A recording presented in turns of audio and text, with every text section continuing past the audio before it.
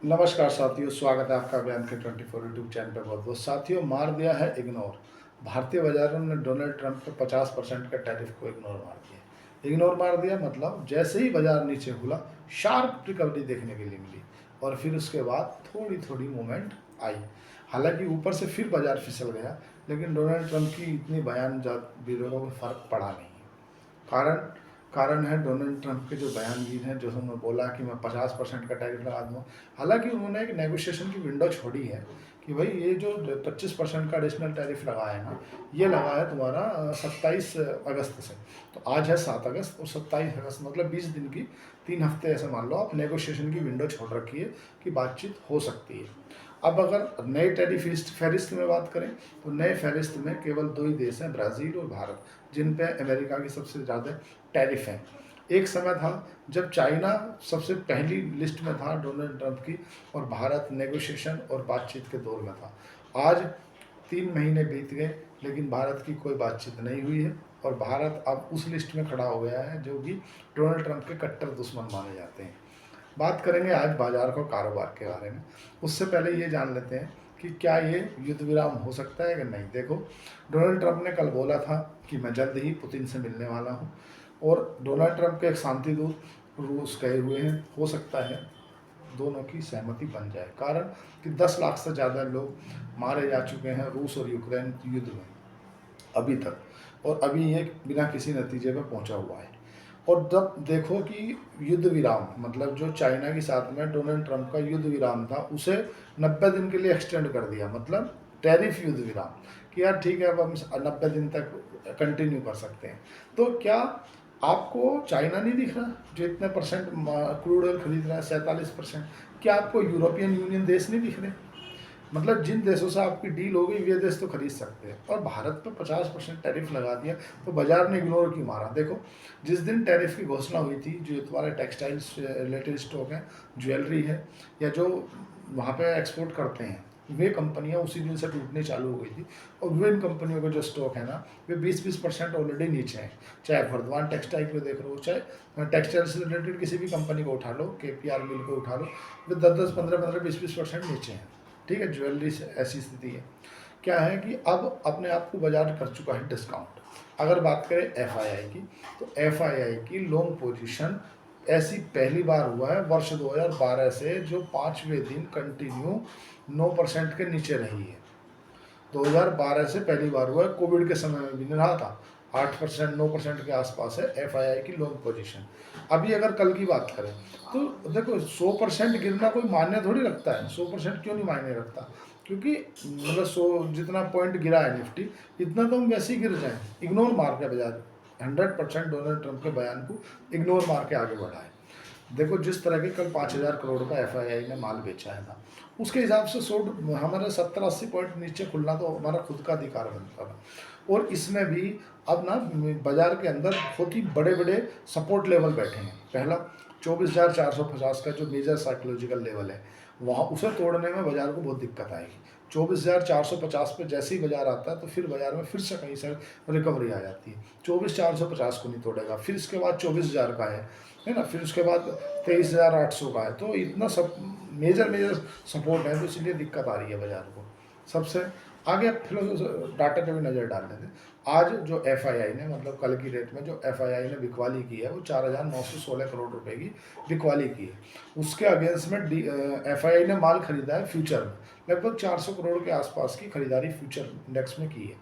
बात करें DII की, तो डोमेस्टिक इंस्टीट्यूशन इन्वेस्टर ने लगातार 22वें दिन 6,000 करोड़ रुपए की खरीदारी की है। मतलब DII लगातार माल खरीद रहे हैं, FII बेच रहे हैं थोड़ा बहुत। अब बात करें कॉमोडिटी मार्केट की, तो कॉमोडिटी मार्केट में जो गोल्ड है, वो गोल्ड 1,01,500 पे पहुंच चुका है, मतलब अभी तक का लाइफ टाइम हाई। बात करें चांदी की, तो चांदी का जो भाव है वो 1,13,000 पे पहुंच चुका है। 1,13,800 का भाव है। चांदी 1,20 टच होकर आई है, तो अभी स्टेबल कर गई। आज और जो डॉलर इंडेक्स की बात करें, बास्केट ऑफ करेंसी में डॉलर इंडेक्स 98 के नीचे आया है, तो उससे हमारे रुपये को काफ़ी मजबूती मिली है। जैसे ही डॉलर इंडेक्स 98 के नीचे आया, उसी का इम्पैक्ट देखने के लिए मिला कि हमारा जो रुपया है वो 87 रुपये 70 पैसे पे आया, जबकि 87 रुपये 85 पैसे तक हमारा रुपया पहुंच गया था। मतलब 15 पैसे हमारा रुपया मजबूत हो गया डॉलर के अगेंस्ट में। बात करें क्रूड ऑयल की, तो क्रूड ऑयल $67 प्रति बैरल पे बना हुआ है। क्रूड ऑयल भी काफ़ी मतलब एक तरह से भारत के फेवर में ही है। दूसरी बात, क्रूड ऑयल स्टेबल है, डॉलर इंडेक्स टूटा। और दूसरा, जो अमेरिका की यूएस की बॉन्ड यील्ड है ना, वो 3 महीने के निचले स्तर पर पहुंच गई है। अभी भी अमेरिका के जो बाजार हैं उनके अंदर जो जापानी जो लोग हैं, जो ओरो के जो पैसे हैं, वो बॉन्ड यील्ड से कहीं ना कहीं उनका विश्वास खो रहा है डोनाल्ड ट्रंप की नीतियों के कारण। उन्हें पता है यार देखो ये कुछ भी कर सकता है। वॉलेटिलिटी इंडेक्स 12 पे पहुंच गया है, जो विक्स होता है ना, वॉलेटिलिटी इंडेक्स 12 पे पहुंच गया। 25% का डोनाल्ड ट्रंप ने टैरिफ लगा जरूर दिया है, बट ये जो हमें 1 अगस्त से लगाया था वो तो अब से लागू हो जाएगा, आज से। और जो हमें आज 25% का एडिशनल टैरिफ लगाया है वो 27 अगस्त से लागू होगा। तो नेगोशिएशन की विंडो है, मतलब अभी टाइम है, इतनी घबराने वाली बात है नहीं। वो क्या है, खिसियाई बिजली खंबा नोचे। अब तो वे डोनाल्ड ट्रंप अपने ईगो को सर्टिफाई करने के लिए केवल टैरिफ लगा रहे हैं, क्योंकि एक समय के बाद टैरिफ काम नहीं आएंगे। क्योंकि कोई भी कंपनी हो, चाहे टेक्सटाइल से रिलेटेड हो, चाहे कोई कंपनी वैसी हो, वो 50% मार्जिन पे कोई काम नहीं करती। 50% मार्जिन तो आईटी कंपनियों के होते हैं। 40% उन्हें जो एक ऑफिस लेना है, 4 लड़के हायर करने हैं और आईटी में काम करना है, उनका 50% का मार्जिन होता है। वरना आप किसी बिजनेसमैन से पूछ लो कि आपका 50% का मार्जिन है क्या, मतलब आप 100 रुपये का माल बेच कर 50 रुपये जेब में रख रहे होगा, तो उत्तर मिलेगा आपको नहीं। क्या है कि आप 100 रुपये का माल बेच रहे हो तो ज़्यादा से ज़्यादा 10 से 12 रुपये आपकी जेब में आ रहे हैं। मतलब 10-12% के मार्जिन पर कंपनियां काम करती हैं। और आपने ठोक दिया 50% का टैरिफ, मतलब मार्जिन 50% का है ही नहीं। अब तो केवल डोनाल्ड ट्रंप अपने ईगो को सर्टिफाई करने के लिए टैरिफ रोक रहे हैं। उसका कोई मतलब नहीं है, कोई इम्पैक्ट नहीं पड़ने वाला मार्केट पे, क्योंकि मार्केट ने पहले ही जान चुके थे। और डोनाल्ड ट्रंप क्या है, देखो भारत हमेशा सटीक और उत्तर देने से बचता आ रहा है, लेकिन डोनाल्ड ट्रंप उंगली करने से मान नहीं रहे, तो इसलिए मजबूरन भारत को अपनी तरफ से अब उत्तर स्पष्ट देना पड़ रहा है। मतलब पहले डोनाल्ड ट्रंप ने लिखा भेजा, ये कर दूँगा वो कर दूँगा, तो भारत ने बोला तुम्हें जो करना है सो कर दो, हमारी सिंपल सी बात है, हमें जहाँ से सस्ता लेंगे हम वहाँ से लेंगे। दोबारा उन्होंने 50% का 25% का एडिशनल टैरिफ लगाया, बोले तुम फिर भी रूस से तेल खरीद लो, वो लोग खरीदते रहेंगे। ये चीज़ें वो उसकी फ्रस्ट्रेट को दिखा रही है। वो डोनाल्ड ट्रंप अमेरिका जो है, ना तो चाइना को समझा पा रहा है, ना चाइना को संभाल पा रहा है, ना रूस को संभाल पा रहा है, और कोई उसकी सुन नहीं रहा। तो वो खिसियाई बिल्ली खंबा नोचे वाली स्थिति है। भारत पर लगा तो भारत पे 50% का टैरिफ लगा दूंगा, 25 को लगा दूंगा। भाई तुम अपनी गिरबान में क्यों नहीं झांक रहे? तुम भी तो तेल खरीद रहे हो। तुम कोई मतलब किसी रसोई में बैठे हो कि मुझे पता नहीं मिर्ची कहाँ रखी, धनिया कहाँ रखा। एक कॉम्पिटिटर ने पूछ लिया मीडिया ने कि आप भी तो व्यापार करते हो रूस से? बोलो आई डोंट नो। तुम्हें नहीं पता कि तुम व्यापार करते हो? कैसे आदमी हो? मतलब तुम्हारे देश से कितने बिलियन डॉलर का व्यापार हो रहा है रूस के साथ में, तुम्हें नहीं मालूम? तुम देश के प्रेसिडेंट हो, दुनिया पे तुम टैरिफ ठोक रहे हो इस बात के बिहाफ पे कि हम दूसरे देश रूस से व्यापार कर रहे हैं। और यूरोपियन यूनियन, वो जो कि हमसे 65 बिलियन डॉलर का व्यापार करती है, हम तो 60 बिलियन डॉलर का ही करते हैं। हमसे ज़्यादा तो रूस से यूरोप के देश खरीदते हैं रूस से, तो उनसे कोई दिक्कत नहीं है। दिक्कत केवल भारत से है, दिक्कत नहीं है, आपको चिढ़ है। आपके अंदर की जो प्रस्ताहट है वो झेल नहीं पा रही, क्योंकि जो दुनिया के अंदर भारत का एक व्यक्तित्व है वो मजबूत हो रहा है। दुनिया अब भारत को मानने लगी है। तुम्हें ये चिढ़ है। तुमने क्या आज तक जितनी भी डील की है, तुमने एक तरफा डील की है। ट्रंप ने आज तक भी जितने डील किए हैं, कोई क्या मान के डील की है कि हाँ तुम ये, डोनाल्ड ट्रंप ने बोला एक काम करो, ऐसे डील कैसे करते हैं? एक काम करो, भारत में अपने कृषि प्रोडक्ट भेजेंगे, अपने डेयरी प्रोडक्ट भेजेंगे, ठीक है, और तुम हमें 10% टैक्स दे देना, 20% देना, ठीक है। मतलब दूसरे की नहीं सुनोगे, तुमने जो बोल दिया वही तुम करो तो लीला, और हम करें तो करेक्टर ढीला। वाह भाई वाह, ऐसा थोड़ी काम चलेगा। मोदी जी ने स्पष्ट कर दिया कि यार देखो, जो एग्रीकल्चर प्रोडक्ट हैं और जो डेयरी प्रोडक्ट हैं उन पर कोई समझौता नहीं होगा। कारण समझौता ना होने का सीधी सी बात है, हमारे यहाँ पर 60% से ज़्यादा जो लोग हैं वो किसान हैं, आज भी फार्मर हैं, या रूरल ग्रामीण क्षेत्र में निवास करते हैं। और उनकी भी जो मुख्य जीविका का आय का साधन है ना, वो है 2 भैंसे 3 भैंसे पाल ली, उनका गुजारा कर लिया वो। और आप उनकी कमर तोड़ना चाह रहे हैं अपने 25,000 किसानों के लिए? ना ना, वो तो नहीं हो पाएगा। मोदी जी ने मना कर दी, वो उनको समझ नहीं रहा। क्योंकि कितनी बार डीलें हुई हैं, अमेरिका का डेलीगेशन आया है, भारत का डेलीगेशन वहाँ गया है, और अभी भी बातचीत का दौर चल रहा है। हमने कम से कम रिटेलिटरी टैरिफ तो नहीं लगाया जैसे चाइना ने लगा दिया था। हमने तुम्हारी बेइज्जती तो नहीं करी। देखो, उसे बुरी इस बात की लग गई कि अमेरिका को आंख दिखा रहा है भारत। बस ये एक ईगो सेटिफाई करने की बात है। मैं तो 25% और लगा दूंगा, मैं फिर से टैरिफ और लगा दूंगा। भाई, जिससे तुम्हारी खुन्नस है उसे बोलो ना। तुम्हें अगर ज़्यादा आपत्ति है तो जाकर पुतिन से माथा मारो ना, रूस से बोलो ना। पर नहीं बोल पा रहे क्योंकि तुम्हें वो भाव ही नहीं दे रहा। तुम्हें एक एक घंटा तो फ़ोन पर वेट करा दे रहा है वो। तुम अगर उससे बात करना चाह रहे हो तो पुतिन तुम्हें 1 घंटा फ़ोन पर वेट कराता है। क्या ठीक है, रहने दो डोनाल्ड ट्रंप को। क्या तुम वो फ्रस्ट्रेशन अपनी इधर निकालोगे? तुम चाइना को तुमने 150% टैरिफ लगा के देख लिया, आखिर में तुम्हें खुद झुकना पड़ा चाइना के साथ। क्या उसकी खिजाहट तुम यहाँ वो निकालोगे? खिजियाई बिल्ली खंबा नोचे, करना कुछ है नहीं, डरता तुमसे कोई है नहीं। वो लूला, ब्राज़ील का राष्ट्रपति, जिस पर तुमने सरप्लस में रहते थे ट्रेड करने के बाद भी, उसके बाद तुमने उस पर टैरिफ ठोक दिया। उसने बोला मुझे तेरे से बात ही नहीं करनी। उन्होंने बोला 10% लगा दूँ मुझे, बोले मुझे बात ही नहीं करनी, मैं मोदी से बात कर लूँगा। उन्होंने उस पर फिर से टैरिफ ठोक दिया। काय के लिए? कि वो तुम्हारे प्रेशर में नहीं आ रहा। क्यों? क्योंकि तुम्हारे जो लीडरशिप का एक आदमी है जो इससे पहले प्रेसिडेंट था ब्राज़ील का, आपने वो चुनाव में हार गया, वो जेल में, उसमें धांधलेबाजी का आरोप है, तो तुम चाहते हो उसे जेल से रिहा कर दें? उनका जो कानून है, ब्राज़ील का जो कानून है वो तुम्हारे हिसाब से चले। ब्राज़ील का जो जज है जो उस केस को सुन रहा है, तुम कह रहे हो उस जज को हम अमेरिका नहीं आने देंगे। वाह भाई वाह, मतलब सब तुम्हारे हिसाब से ही चलेगा। देश के जो इंटरनली काम है उनमें भी तुम ही दखल दोगे तो तुम तो पूरे दुनिया के जिले इलाही हो गए। मानते हैं कि आप वर्ल्ड में सबसे बड़े पावरफुल देश, सबसे बड़ी इकोनॉमी रखने वाले देश के प्रेसिडेंट हो, इसका मतलब ये थोड़ा ही है कि तुम जो है सभी पर अपना एक आधिपत्य जमा लोगे कि सब तुम्हारे नौकर हैं, बाकी सब झिंगलाला हुआ, तुम जो बोलोगे सो मानोगे। उसी को बाजार ने भाव बिल्कुल नहीं दिया। उनने बोला मैं 25% टैरिफ लगा दूँगा। बोला हाँ ठीक लगा। हम 100%, जब जितने हम 100-150 पॉइंट गिरे हैं ना, उतने पॉइंट तो हम तब गिर जाते हैं जितने ही मतलब FII का डाटा देखते हैं। हम कोई ज़्यादा नहीं गिरे, ना बाजार ने भाव दिया है। भारत के जो लोग हैं ना वो एक्चुअली में इमोशनल है। इमोशनल, अब उन्हें ये बात याद आ रही है कि भारत जो तेल खरीदता है तो भारत से जो डॉलर की फॉर्म में रूस में पैसा जाता है, उससे वो हथियार बनाता है और उससे वो रूस में लोगों को, यूक्रेन में लोगों को मार रहा है। तो क्या उसी से मार रहा है? जो चाइना खरीद रहा है, चाइना के पैसे से हथियार गोले नहीं बनेंगे, बस भारत के वो हथियार गोले बनेंगे। भारत पैसे देगा तो हथियार गोले मरेंगे, उससे यूक्रेन के लोग मरेंगे। क्या जो यूरोपियन देश हैं जो अपने अपने यहाँ अपने मकानों को गर्म करने के लिए जो रूस से एनर्जी खरीदते हैं, गैस खरीदते हैं, उससे हथियार गोले नहीं बनेंगे, बस भारत से ही बनेंगे।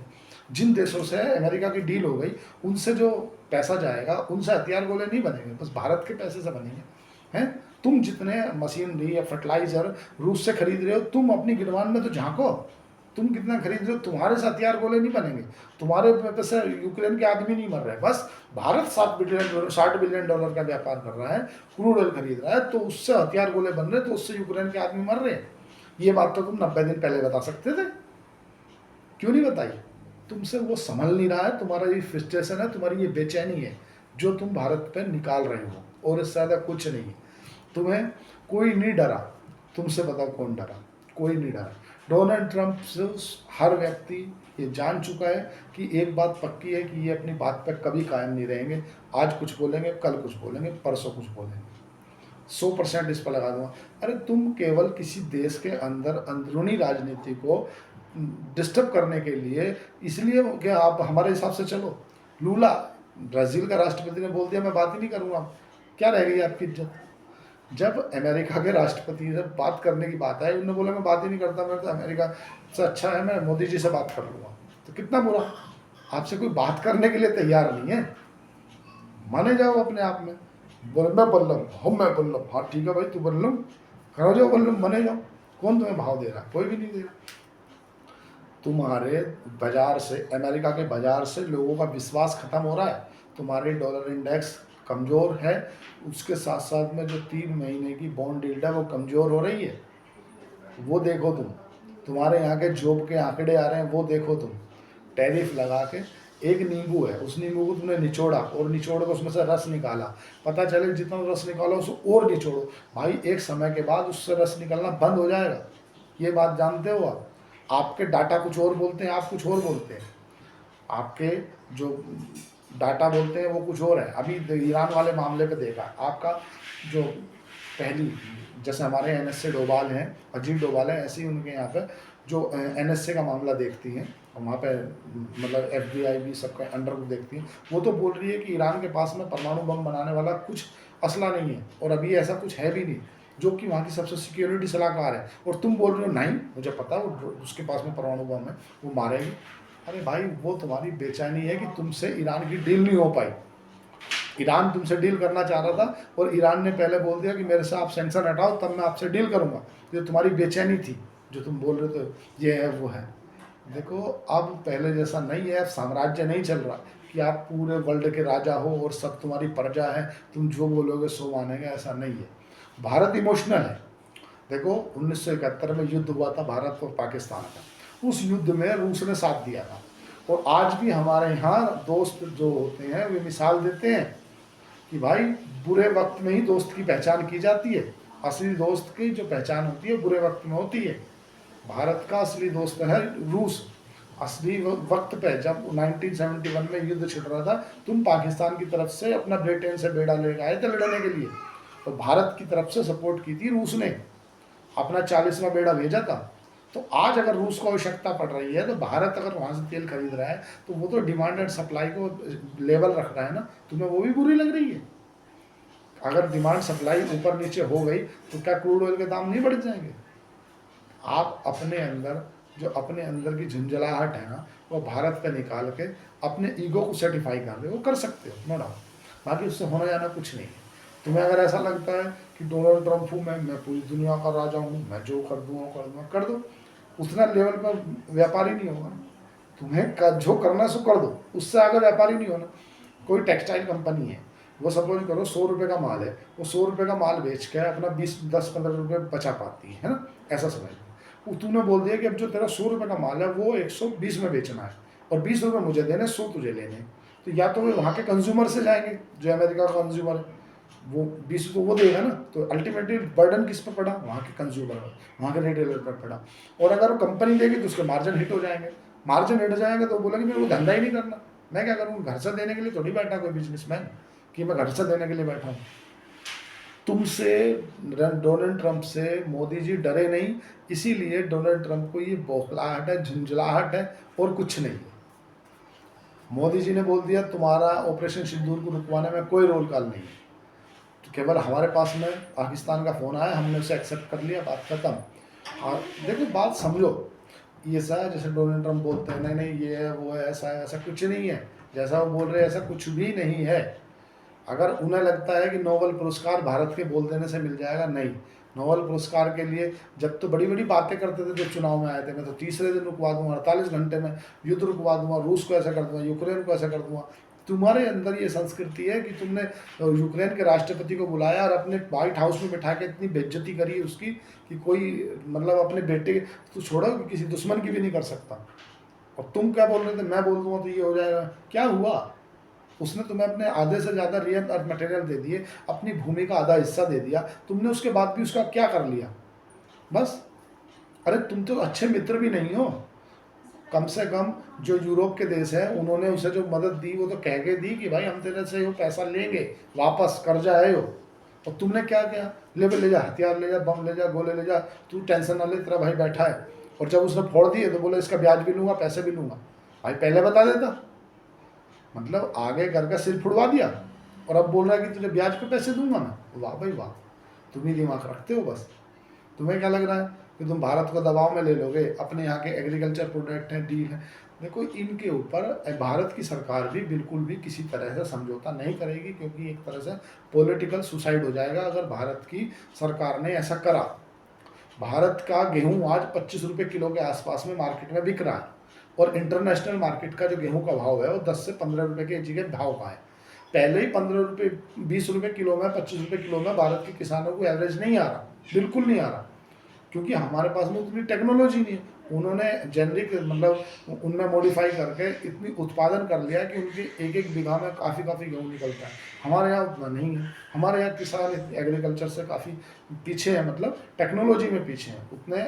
हमारे यहाँ जितनी भी आज तक पॉलिसी बनी है वो कृषि को लेकर के या तो किसान पे एक तरह से लाइबिलिटी के रूप में दी है। हम किसान को क्या करते हैं, लोन दे देते हैं, कृषि कार्ड किसी रूप में हम उसे टेक्नोलॉजी में आगे नहीं बढ़ाते ना, और ना किसान बढ़ना चाहता। मतलब किसी के पास 10 एकड़ जमीन है तो गन्ना बो देगा, गेहूँ बो देगा, मक्का बो देगा, ज्वार बो देगा, काम खत्म।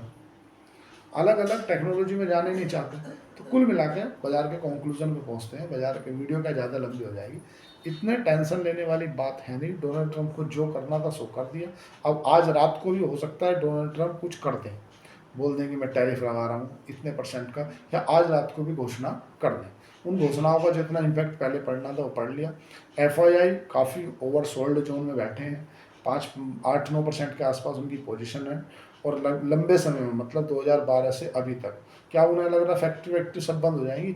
हमारे कल ही RBI के गवर्नर ने जो GDP का अनुमान है वो 6.5% का दिया है। लिक्विडिटी बाजार में डालने के जो रास्ते हैं वो ढीले किए हैं कि यार आना चाहिए। 24,450 पे लेवल पर 4-5 सपोर्ट जोन बने हुए हैं, दिक्कत वाली बात है नहीं।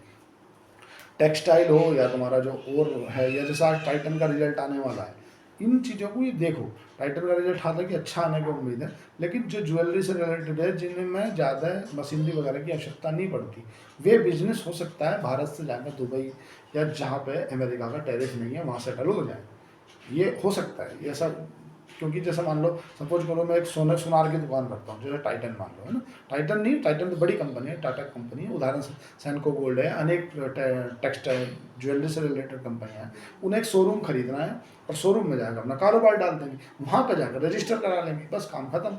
अगर यहाँ 50% टैरिफ है, यहाँ भारत से व्यापार नहीं हो रहा, सपोज करो कुछ 1 लाख रुपए का सामान है 1.5 लाख में मिल रहा, तो व्यापार ही नहीं होगा। तो वहाँ जाएंगे ना जहाँ पे व्यापार हो रहा है, तो वहाँ पे व्यापार हो रहा मतलब वहाँ पे टैक्स नहीं है, टैक्स नहीं है मतलब दिक्कत नहीं है, दिक्कत नहीं है मतलब ज़्यादा कुछ ताम झाम लगाना नहीं है, उठा के अपना शोरूम खोलना और अपना बिजनेस चालू कर देना। तो इस तरह की दिक्कतें आ सकती हैं, लेकिन घबराएं नहीं। अगर आप लंबे समय के निवेशक हैं तो चिंता नहीं करें, सब हो जाएगा ठीक। इसीलिए हो जाएगा क्योंकि इस आने वाले 1-2 महीने में हो सकता है युद्ध विराम भी हो जाए, हो सकता है कुछ शर्तों को भारत मान ले, कुछ शर्तों को अमेरिका मान ले, कुछ सीज फायर हो जाए, 1-2 महीने चलेगा। क्योंकि 2-1.5 महीने से ज़्यादा तो चाइना का उद्यम नहीं चला। चाइना ने दे ले ले ले 150, 300, 500, 800 ले लो, मार लो, घेर लो, ले लो, कुछ नहीं होना। सितंबर में डोनाल्ड ट्रंप भारत आ रहे हैं, हो सकता है तब डील हो जाए। अमेरिका का एक डेलीगेशन अगस्त में अभी आ रहा है, हो सकता है तब डील हो जाए। डील की बातचीत अभी चल रही है, टैरिफ भी अलग चल रहा है, डील भी अलग चल रही है, दोनों मुद्दों पर अलग अलग बात चल रही है। भारत लेकिन झुकने के लिए तैयार नहीं है कई मुद्दों पे। अब जैसा भी कुछ होगा मैं आपको अपडेट दे दूंगा। लेकिन अगर आपको शेयर खान के साथ डीमेट अकाउंट खुलाना है तो नीचे दिए गए डिस्क्रिप्शन पे जाके आप अकाउंट को खोल सकते हैं। आज के लिए इतना ही। चैनल को लाइक करें, सब्सक्राइब करें, कमेंट करें। धन्यवाद, थैंक यू।